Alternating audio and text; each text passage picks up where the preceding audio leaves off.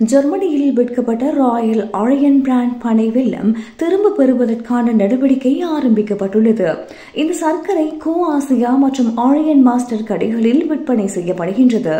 இதில் sulphur di oxide கலந்திருப்பதே திரும்ப பெறுவதற்கான காரணமாகும். இது ஒவ்வாமை உள்ளவர்களுக்கு மிகவும் ஆபத்தான ஒரு பொருளாகும். சல்பர் டை ஆக்சைடு தயாரிப்பில் அடங்கியிருப்பது லேபிளில் எழுதப்படவில்லை என்பதாலேயே திரும்ப பெறுதல் அறிவிக்கப்பட்டுள்ளது. 454 கிராம் மற்றும் 500 கிராம் பொதிகளில் விற்கப்படும் பனை வெல்லமே இவ்வாறு திரும்ப பெறப்படுகின்றது.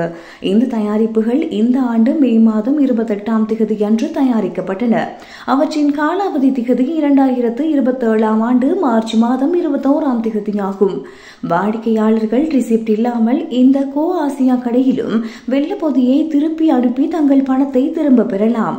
இந்த தயாரிப்பு Bavaria, Berlin, Bremen Hesse, North Rhine Westphalia, Saarland, Saxony Anhalt, Lower Saxony, Schleswig Holstein மற்றும் பேடன் பூட்டன்பர்க் உள்ளிட்ட பல கூட்டாட்சி மாநிலங்களில் விற்கப்பட்டுள்ளது.